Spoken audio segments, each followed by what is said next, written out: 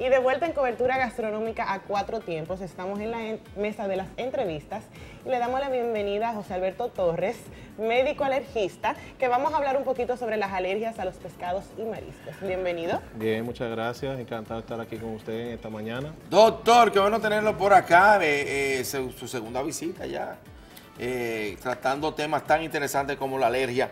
Bienvenido, dale. ¿Cuál es la primera pregunta que tú le La tienes? primera pregunta, vamos a hablar, ya que vamos a hablar sobre pescados y mariscos, la diferencia que hablábamos antes de empezar, diferencia entre alergias e intoxicación. Sí, bueno, lo primero que tenemos que saber que de forma general se llaman reacciones adversas por pescados, ¿no? Entonces tenemos que diferenciar entre los que son los cuadros realmente alérgicos, donde hay una sensibilización previa a un alimento, a un pescado, y luego aparecen los síntomas en unas continuas exposiciones, y luego tenemos los cuadros de intoxicaciones. Dentro de los cuadros de intoxicaciones tenemos el más frecuente en nuestro país, la ciguatera, y luego tenemos la intoxicación por peces escombroides.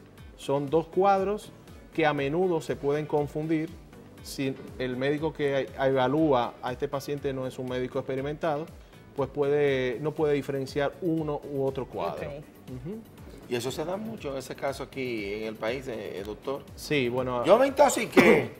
Es muy frecuente. Es verdad, que es muy eso es lo que siempre frecuente. dicen. Yo me intoxiqué. Bueno, vamos a ver. Podemos empezar hablando de las alergias propiamente dichas. Vamos a ver. Las alergias a pescados son frecuentes cuando se empiezan a introducir los pescados en la dieta en el niño.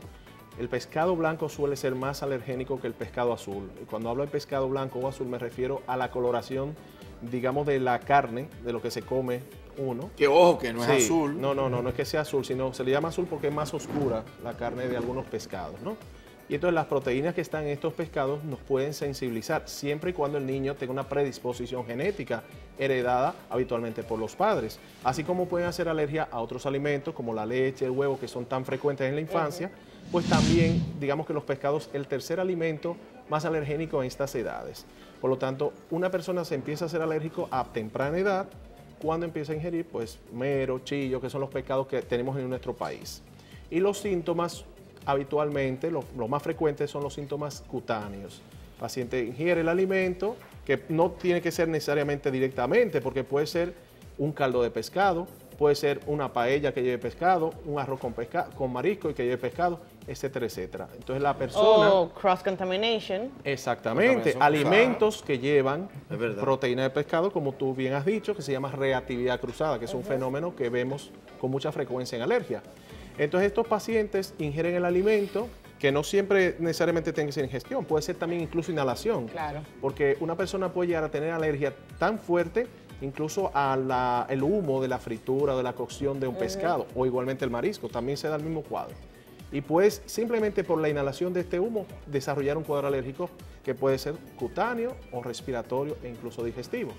Entonces los síntomas más frecuentes son el paciente va a empezar a notar picor por todo el cuerpo, la aparición de los famosos abones o ronchas, la persona se puede hinchar en distintas partes del cuerpo, los párpados, los labios, la lengua, e incluso en cuadros más intensos el paciente empieza a notar dificultad respiratoria, opresión en el pecho, dolor de barriga, cólicos, y esto puede desencadenar una reacción grave que se conoce como anafilaxia. Entonces, esta es una situación ya realmente de emergencia porque el paciente en pocos minutos puede fallecer. Me imagino que hay diferentes grados de Claro, de la alergia. obviamente las reacciones alérgicas tienen una graduación en cuanto a la severidad, pero digamos que lo más grave es una reacción anafiláctica que puede conllevar a un shock anafiláctico, que es cuando la persona ya totalmente pierde la conciencia y es una persona que si no se actúa rápidamente puede fallecer. Vamos a entrar de inmediato a la parte de intoxicación. Esto es lo que es el cuadro de alergia. Alergia. Que no todos van a desarrollar alergia. Esto es algo que tú lo vas a tener fijo, por Tiene decirlo así. que haber una predisposición. Sí, lamentablemente el que se hace alérgico al pescado es muy difícil que esto desaparezca. Oh, Dios. Lo que hacemos nosotros en nuestra consulta es tratar alternativas. Por ejemplo, la mayoría de la gente que es alérgica al pescado blanco puede tolerar algunos pescados azules, pero eso lo tenemos que nosotros estudiar en la consulta de alergia especialista y hacer pruebas de reto, que llamamos pruebas de provocación, que se hacen a nivel hospitalario. O sea, no es una prueba que se hace a la ligera. Luego tenemos los cuadros de intoxicación y como he dicho anteriormente, tenemos lo que es la ciguatera, que es una intoxicación por unas toxinas que producen unos microorganismos en unas algas que crecen en el Mar Caribe, en las aguas tropicales, porque también en Hawái, en la zona de la India también se puede encontrar aguas tropicales. Entonces estas algas que crecen en el fondo del mar, los peces pequeños, si nos recordamos de la cadena alimenticia, los pececitos pequeños se alimentan de esas algas y luego viene el pez grande, se alimenta ese pez pequeñito, ¿verdad? Entonces luego ese pescado se contamina con estas toxinas. Estas toxinas tienen predilección por las vísceras del pescado y por la cabeza sobre todo. Entonces cuando este pescado sale del agua, cuando es pescado, las proteínas no son degradables, o sea, se mantienen. Incluso si tú ese pescado lo cueces, lo fríes a altas temperaturas, las proteínas que están contaminadas no se degradan. Por lo tanto, el ingerir un pescado aciguatado, como se conoce, que a veces es fácil de diferenciar, distinguir, una persona experta te puede distinguir un pescado que está aciguatado porque hay algunas características físicas en el pescado que te pueden dar una pista de que el pescado está contaminado. O sea, por ejemplo, las escamas en un pescado que está sano, habitualmente están muy pegadas, te cuesta cuando raspas el pescado para limpiarlo, te cuesta. Sin embargo, un pescado aciguatado, las escamas se desprenden fácilmente. Los ojos, por ejemplo, en el pescado aciguatado están opacos, no están brillantes. La textura de la carne es como gomosa, no tiene una textura firme. O sea, esos son algunos datos que te pueden llamar la atención. Y luego, obviamente, cuando tú te comes un pescado aciguatado, lo primero que vas a notar es un sabor metálico. Eso es porque esas toxinas que no han sido destruidas por el calor, ni por el frío, entonces empiezan a descomponerse y empiezan a descomponer la carne del pescado. Y si a esto añadimos que te tomas un caldo de cabeza de pescado, que eso mucha gente acostumbra cuando hace frío, eso, pues es peor todavía.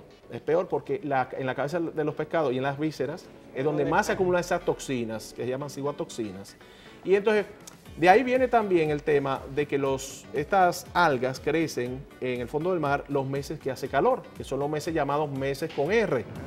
Mayo, junio, julio, que no tienen R, perdón. Mayo, junio, julio, agosto. Son los meses del calor. Entonces esas algas crecen en el fondo del mar los meses de puede ser cálido. Claro. Por ahí es que viene lo del mito. La explicación tiene su lógica. Doctor, ¿esto de la ciguatera afecta a todo el mundo o hay gente tolerante a esto? No. Esto, distinto a los cuadros de la alergia, la ciguatera puede afectar a cualquier persona.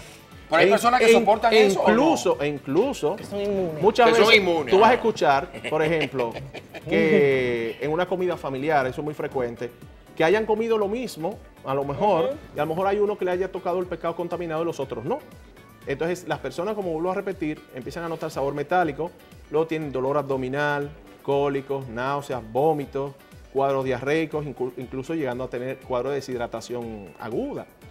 Y luego, esta toxina tiene una gran afinidad por el tejido nervioso. Por lo tanto, estos pacientes van a notar sensación de calor frío distinta cuando tocan algo.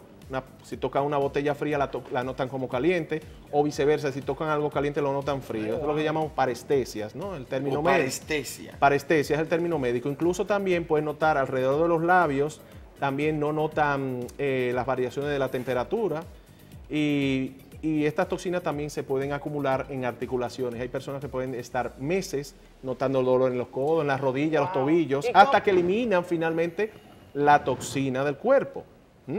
Esto es lo que se llama la ciguatera. Luego tenemos otro cuadro que se llama intoxicación por peces escombroides. Los peces escombroides es una familia de peces a la cual pertenece pues el atún, el bonito y la caballa, que no son pescados que consumimos habitualmente aquí, pero por ejemplo el atún es muy frecuente consumirlo en restaurantes, sobre todo fresco. Hay mucha gente que le gusta el atún fresco. Bueno, ustedes lo saben. ¿Qué les voy a contar a ustedes? Sushi se usa mucho. Exactamente. Entonces, ¿cuál es el problema de la intoxicación por peces escombroides? Estos peces que son azules tienen una gran cantidad de histidina, que es un aminoácido que se produce habitualmente en el cuerpo de los pescados. Y entonces, cuando este pescado es sacado del mar, inmediatamente, si no se refrigera, las bacterias empiezan a descomponer este pescado y esta histidina se produce una reacción química y se transforma en histamina, que la histamina es la responsable de las reacciones alérgicas. Entonces, como tú te vas a comer un pescado que tiene una gran cantidad de histamina, inmediatamente lo ingiere, lo que ocurre en nuestro organismo es que nos enrojecemos, empezamos a notar un enrojecimiento completo, sobre todo cara, sensación de sofoco, vamos a tener náuseas, podemos tener alteración de la presión arterial, de la frecuencia cardíaca. Es una sensación muy como agobiante, ¿m? Y es muy fácilmente distinguible con las reacciones alérgicas, aunque a veces se puede confundir, pero esto es siempre cuando comen atún. Los peces, o sea, las personas que te dicen, no, es que me comí un atún fresco, un sushi, y a los 10-15 minutos me puse rojo, como un tomate. Es lo que habitualmente ocurre en las intoxicaciones histaminérgicas o intoxicación por peces hemorroides. Por lógica tenemos que tomarnos un antihistamínico como lo exactamente, vemos en el mercado. Sí, pero no es suficiente con un antihistamínico oral. Muchas veces estos pacientes terminan en emergencia porque los cuadros son muy graves y necesitas medicación ya por vía venosa, suero, porque también te produce cuadros de vómitos, diarreas. Doctor, ¿y cómo se tratan estas ambas síntomas bueno, cuadros? Bueno, desde el punto de vista doméstico, o sea, desde nuestro hogar, lo más habitual es que acudamos al médico especialista, porque habitualmente son reacciones agudas, con muchos síntomas que incluso pueden llegar a ser graves, tanto en la reacción alérgica como en los cuadros de intoxicación. Porque date cuenta, si tú empiezas a tener un cuadro de vómitos, diarreas, puede llegar a tener una deshidratación severa, que simplemente con tomar agua en tu casa no te será suficiente. Tendrías que ir a emergencia para que te cojan una vía venosa y te pasen la medicación, todo por vena, y te hidraten. Y puedes estar a lo mejor 1 o 2 días. Doctor, para terminar, sí, y pudiese ser un tema a discutir ya más adelante, ¿es algo que está sucediendo? Es decir, ¿hay más alergia hoy en día? Por ejemplo, la alergia a la pimienta. Es decir, ¿han nacido nuevas alergias?